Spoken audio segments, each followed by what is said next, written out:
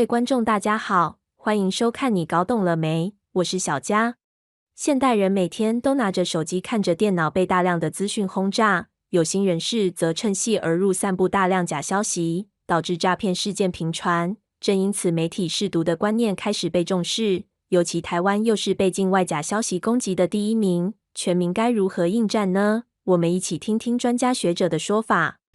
滑滑滑，手机、平板、电脑都在滑。现代人每天接收的资讯量爆炸，然而这些消息总是真假参半，诈骗、散播恶意资讯的新闻层出不穷，大家被骗怕了。媒体识读4个字开始走进大众视野。那我自己对媒体识读大概就是会一般我们都有一些参考的定义，不过我大概是讲说，就是我们现在的人对于资讯的接收，你要怎么样去透过取得，然后分析，还有就是去评估，到最后到一个产制，我会认为它是一个媒体识读的完整过程。判断消息有多重要，在1920年代的传播学魔弹理论就提到，如果经过缜密精心安排，讯息传播的威力足以像颗子弹穿越大脑，迅速引起人们的恐慌与行动。这样的效应能带动政治、经济层面，能影响高知识分子。如果只是骗财，还能算小事，但许多有心人士要的可不止于此。瑞典的一个非常大的一个民主资料库里面，叫 FreeDem 的计划里面，台湾一直都连年蝉联这个榜一啊，就是我们是境外假讯息攻击最频繁的国家。假讯息它现在已经变成资讯战的一种模式。随着我们讲说这样的讯息侵入，大家要注意到的是，它攻击的对象可能不只是它所不属意的那些政党，它其实是试图去瓦解民主国家当中不同族群他们彼此之间的信任跟合作。所以我觉得这个是大家可能要注意的一个点。而高雄市立新庄高中的课程很特别，因为纸上谈兵绝对不够，公民与社会科的吕玉达老师不遗余力推广媒体识读游戏，让学生从玩中学，训练消息思辨。那我们其实也从中学习到很多东西，像老师今天这堂课他讲了一些新闻的例子，那这些东西其实我之前没有接触过。那像我们学了媒体识读，我就可以从更多面向，像老师也有教我们如何从更多面向去吸收这些知识，然后并且内化，用我们自己的话去讲出来，然后就不会被这些风向带着走。对，我在带学生做媒体识读教育很关键的一个点是希望大家冷静。如果你看到某一些会让你有情绪反应的新闻的时候，尽量让子弹飞久一点。然后因为现在我们讲说人手一机嘛，然后现在那么多短影片的一个平台，所以学生对于这种资讯接收它的我们讲说耐受度越来越没有办法有耐心的去看待一个长篇的东西，那这也是我们要训练的一个点。我还有一个我觉得自己蛮有趣的习惯，就是我带学生讨论的时候是。他如果是支持方，我通常就是会用反对方的立场去质疑他；如果他是反对的立场，我通常就是用支持方的立场去质疑他。就是用这种方式，其实帮助学生去训练接受不同社会上的声音，提升媒体识读素养，成为台湾当代重要课题。目前为止，除了政府部门打击假讯息，民间学校也积极配合。未来能否在新生代身上终结恶性传播，还需要各界继续努力。记者李凡飞高雄报道。基隆好马长跑协会举办第1届2024基隆城市半程马拉松，因为可以欣赏美景又能品尝美食，吸引许多民众参加。但活动前却有诈骗集团假冒主办单位的名义，真活动工作人员强调日领3000元。现在包括主办单位、警察局都说这是假讯息，请民众不要上当。基隆脸书社团诚征马拉松志工人员，简单的工作还能日领3000元，让民众好心动。但仔细一看，不太对劲。您拨的号码暂停使用，实际拨打上面的电话，现在已经变成是空号。原来基隆好马长跑协会将在10月6号举办第1届2024基隆城市半程马拉松比赛，目前已经展开报名，报名相当踊跃。不过日前社群却出现了真人启事，只要担任现场简单救护工作和协助，就可以日领3000元。许多报名参赛者看到这类讯息，立即通知主办单位。我们用的志工都是我们自己好马自己的会员。来担任志工，绝对没有说在外面的网络上去征求这个志工，而且看到的网络上面有这个薪水那么高，3000块钱一天，而且他们还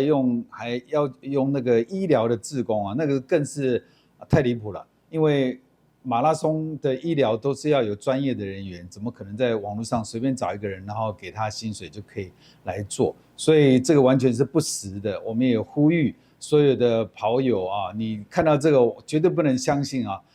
担心会有民众受骗，主办的长跑协会已经向警察局备案，而实际上主办单位报名官网相关的讯息都很透明。本身也是马拉松好手的警察局刑大组长郭景荣教导民众辨别真假的步骤。以往这种大型赛事在网络上都可以找到它一个报名的网站一个正式的连结。那在这个活动的那个连结里面呢，报名的官网里面都有活动的时间、地点，好，然后包含它活动的路线啊等等啊。那其中啊，在这个简章里面也会留下主办单位的联络方式以及相关的信箱等等。那建议民众如果收到这样子的征才的那个广告啊，那可以进入这个官网去做一个查证。而暑假将至，网络上会出现许多征求短期打工或者高薪打工的讯息，民众该注意些什么？那除了慎选求职管道以外，还要注意工作内容是否有违常理。如果只是需要提供存簿或者是网络的账号密码等就可以轻松赚的方式啊，那也很有可能是诱骗你成为一个人头的账户。那甚至可能在面试的时候啊，将你软禁，然后抢走你身上的提款卡，作为洗钱的账户。好在出现在基隆社群网络这篇假讯息，短短时间就被热心网友发现，通报主办单位，而文章已经下架，提醒热爱路跑的民众，参加各项路跑活动相关的讯息要再三确认，以免落入诈骗圈套。记者黄少明基隆报道。又有诈骗新手法。最近网络上开始出现不少声称自己是难民，希望透过网络得到帮助。究竟这样的求助讯息是真的，还是要趁乱博取同情，骗取财物呢？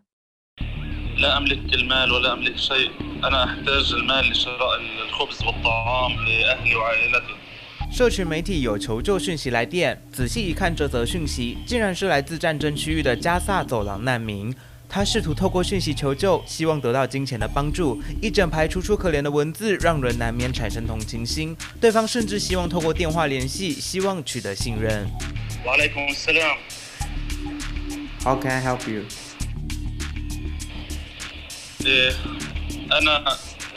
أنت تعرف عن الحرب في غزة؟ نعم، أنا فقدت منزلي، فقدت عملي، فقدت مالي، فقدت كل شيء. أنا أعيش في خيمة. 为了求证，透过讯息要求难民证明自己身份，对方也传了照片与影片，想要证明自己所言不假，让人越来越相信他真的活在战区中。而对方甚至还打来视讯电话，想要更进一步证明自己难民的身份。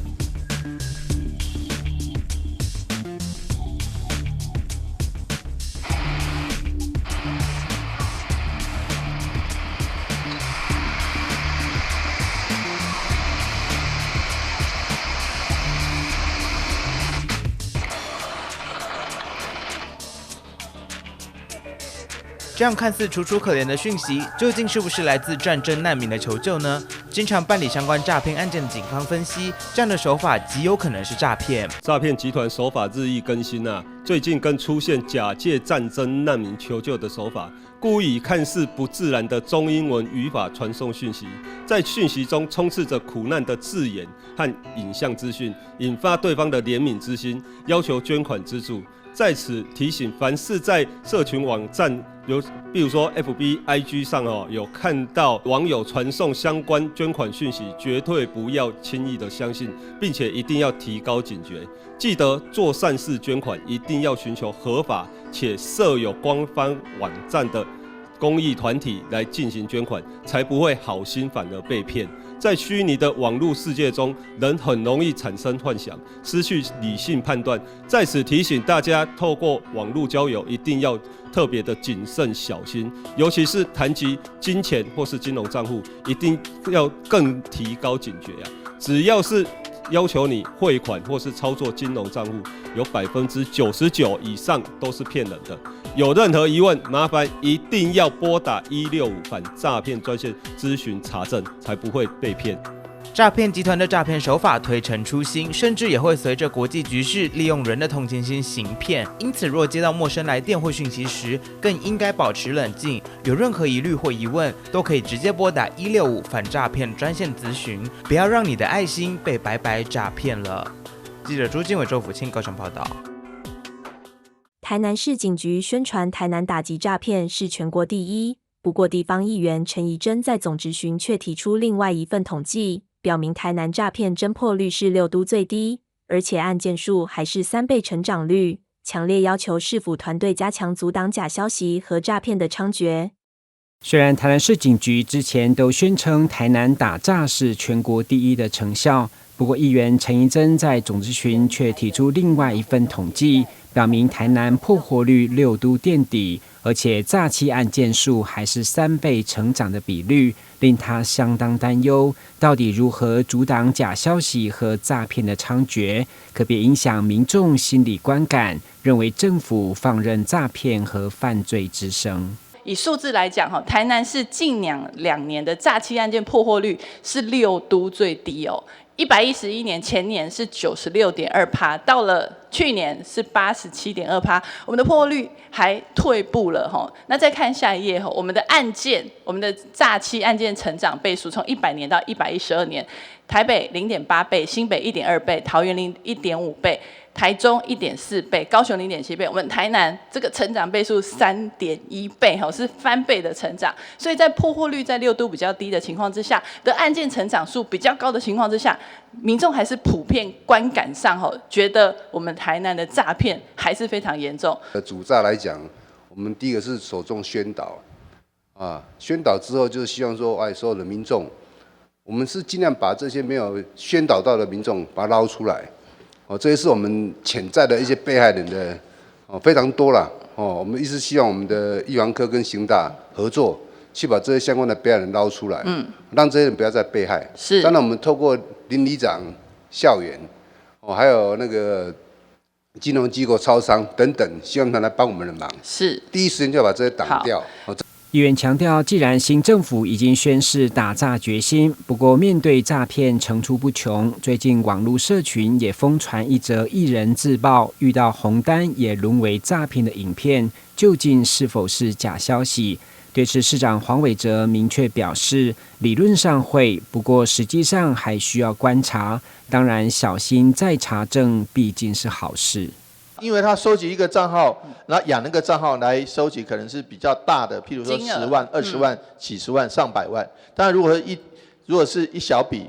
几笔，那个很快账号就会经过165通报，会变成警示账号，他就别人都汇不进去了。是，所以我觉得理论上是可能发生的哦，实际上会不会？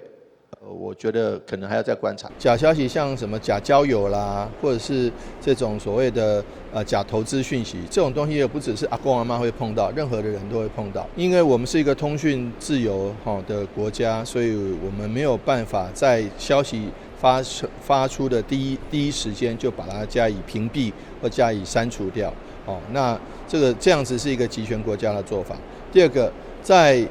伤害造成之后，我相信不管是警察机关、司法机关，在第一时间就会把那个讯息要删除，或者是把它屏蔽掉。譬如说账户就把它列为警示账户，让人家没有办法汇款进去。譬如说一些讯息就应该跟网络资讯平台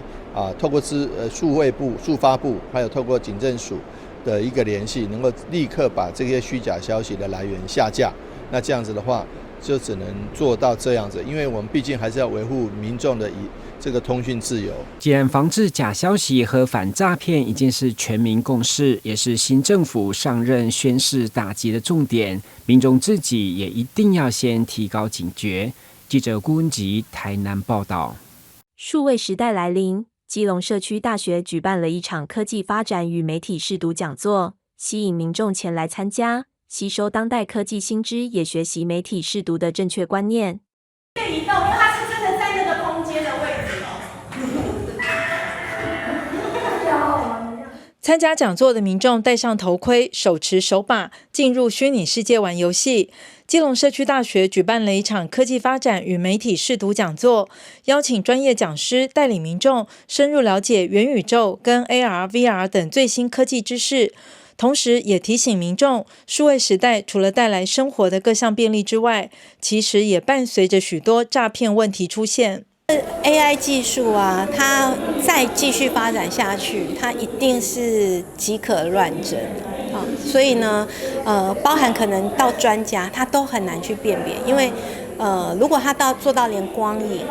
还有那个声音的整个的，因为我们现在很多资讯都放在网络上，它是有可能把我们的资料再重新去转换变成 AI 以后，去运用在其他的地方。那也因此呢，我会建议，只要是牵扯到跟金钱有关，它就绝对会有诈骗的疑虑。随着这样的一个 AI 世界到来，我想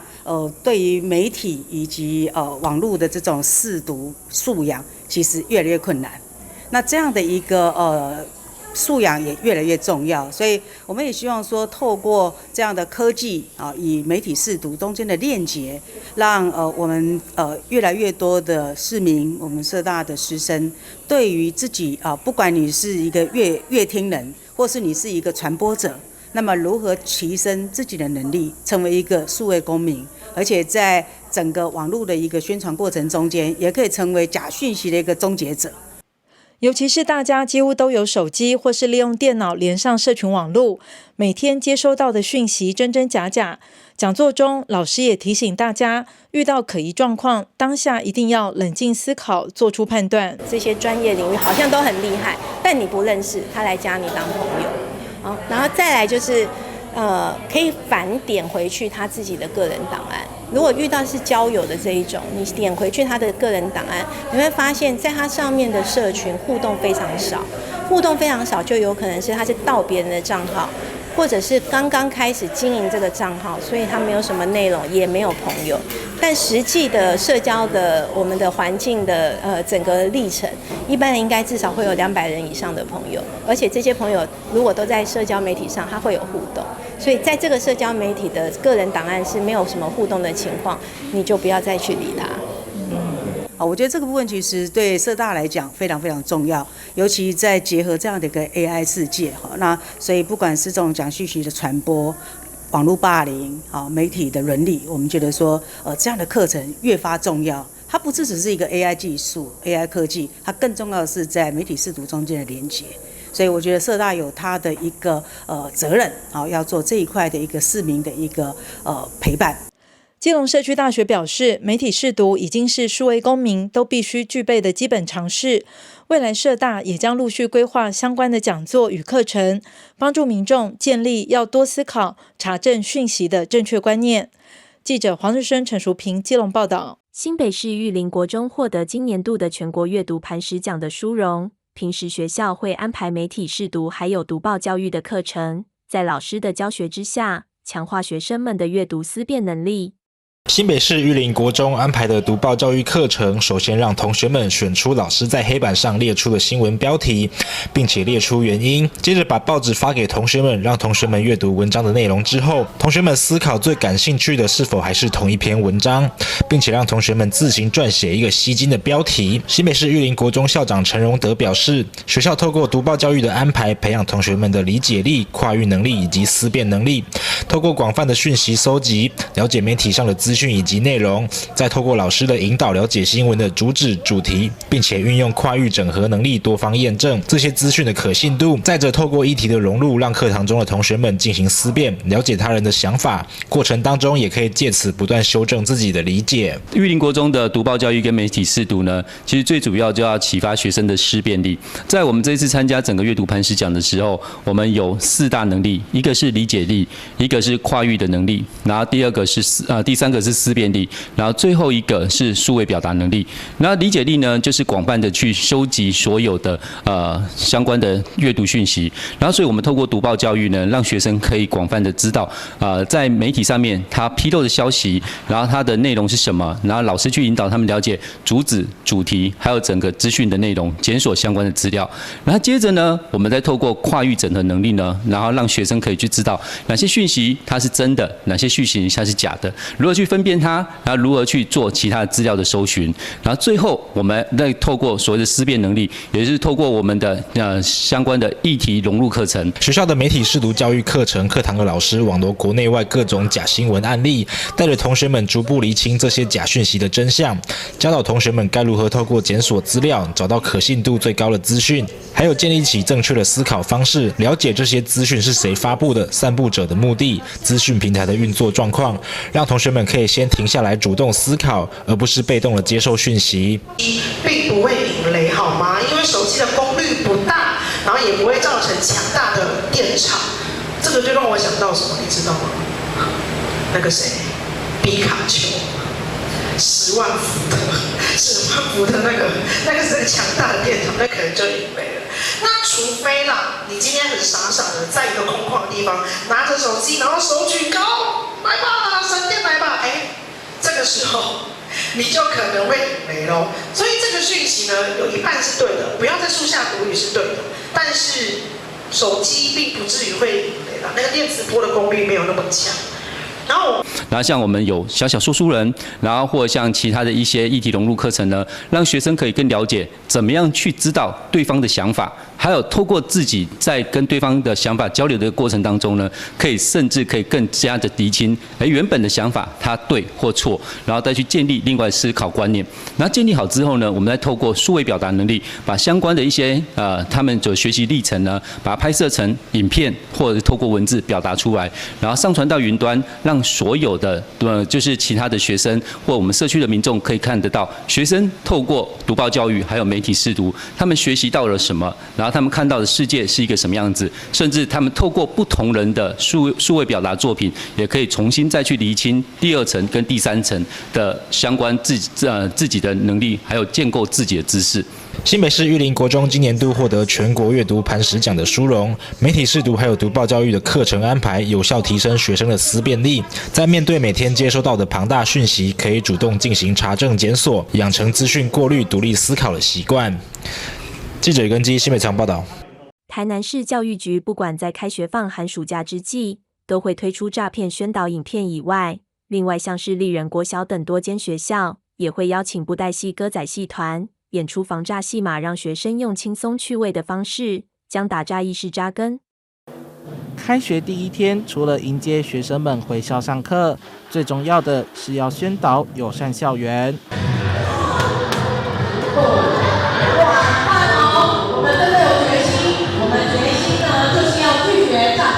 当中就包括重要的校园诈骗防治，关键要提高警觉，在网络上宣称高薪或保证获利，必定有诈，学生要避免成为诈骗共犯。教育局也拍摄校园防诈少女团短片，持续向师生强化宣导诈骗防治议题。大家好，我是轰炸少女团。我们也跟警察局积极的合作，我们针对亲跟师，我们有录制亲师版的防诈真人研习课程。那我们针对学生的部分也录制学生版，我们邀请防诈少女团录制宣导短片，这些资讯我们都放在台南市教育局网站的防诈资讯专区，作为学校跟亲师生共同参考的教学素材。那我们也在每学期的最后1周是定为网络成瘾防治宣导周。那我们为了扩大网络成瘾跟健康安全上网的宣导成效，我们也邀请街头艺人到20个学校做入校快闪宣导的活动。那我们希望透过这些多元的方式，以及影片的录制等等，在孩子的学习过程中，不断的叮咛提醒。那这简单的和你走去，到我保护数我一代无能标语，好好学生。为国受骗，反诈议题也能结合传统艺术，像是丽人国小等各校都邀请王义民创新布袋戏团到校演出。